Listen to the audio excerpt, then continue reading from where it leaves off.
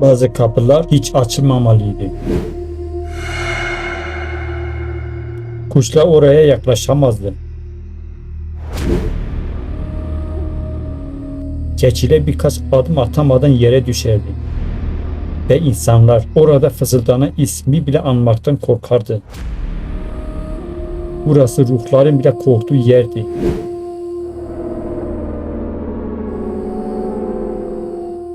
Bir kapı. Ama bu kapı ölülerin dünyasına açılıyor.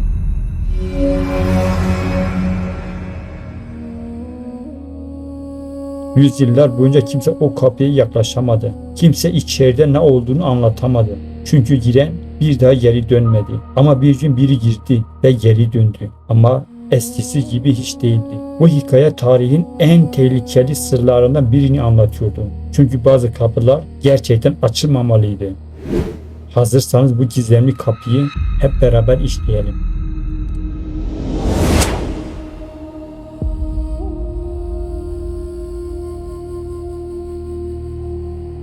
Hierapolis, Roma İmparatorluğu'nun kutsal şehirlerden biriydi. Tapınaklar, şifalı sular ve yerin altına açılan o gizli kapı. Burası sadece bir inanç merkezi değil, aynı zamanda ölümün laboratuvarıydı. Rivayete göre yeraltı tanrısı Platon bu kapıdan dünyaya çıkardı ve yanındaki eşi Persefon baharın dönüşünü müjdelerdi. Ama her gelişinde biri ölürdü. Çünkü cehennemden gelen her nefes bir bedel isterdi. O yüzden insanlar bu bölgeyi kutsal saydı. Burada ölenlerin ruhlarının doğrudan yeraltı tanrısına ulaştığına inanılırdı. Cenazeler, dualar, adaklar. Hepsi o kapının önünde yapılırdı. Fakat bir soru hep var oldu. O rahipler nasıl oluyor da o kapıdan canlı çıkabiliyordu? Tanrılardan mı korunuyorlardı? Yoksa başka bir şey mi biliyorlardı? Yüzyıllar boyunca o kapının lanetli dilden dile dolaştı. Kimse o bölgeye adım atmak istemezdi. Çünkü söylentiye göre orada görünmeyen bir güç insanı boğuyordu. Bazı gezginler bu alanı ölümü soluğu olarak adlandırdı. Bazıları ise tanrılara kurban edilen insanların çığlıkları hala duyduğunu iddia etti. Bir Roma tarihçisi şöyle yazmıştı. Kuşlar düşüyor, keçiler ölüyor, rahipler yaşıyor. Tanrılar bu topraklarda adil değildi. Rahipler sabah gün doğarken o kapının önüne gelir, bir boğa getirirlerdi. Dualar okunur, tütsüler yakılırdı. Ve sonra hayvan o karanlığa sürülürdü.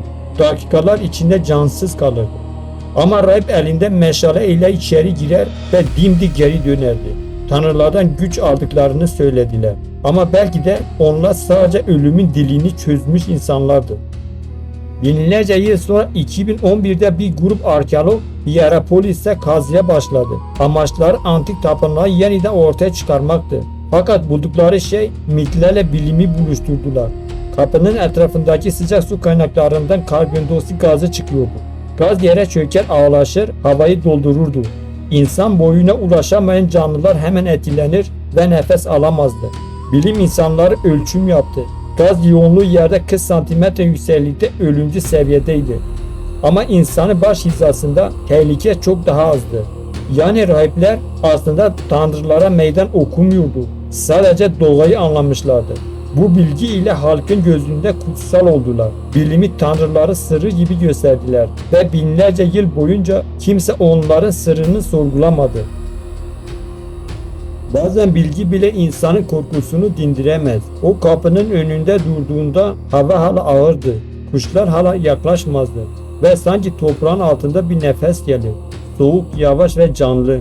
İnsan zihni görünmeyeni hep kutsallaştırır. Oysa bazen görünmeyen sadece ölümdür. Yine de ölümün sessizliği kadar derin bir şey vardır. Merak. İşte o merak bizi bilinmeyene götürür. Bazı mistiklere göre cehennem kapısı sadece fiziksel bir yer değildir. Bir sınavdır. Korkunun içinde geçen hakikati görür. Korkuya teslim olan orada kaybolur.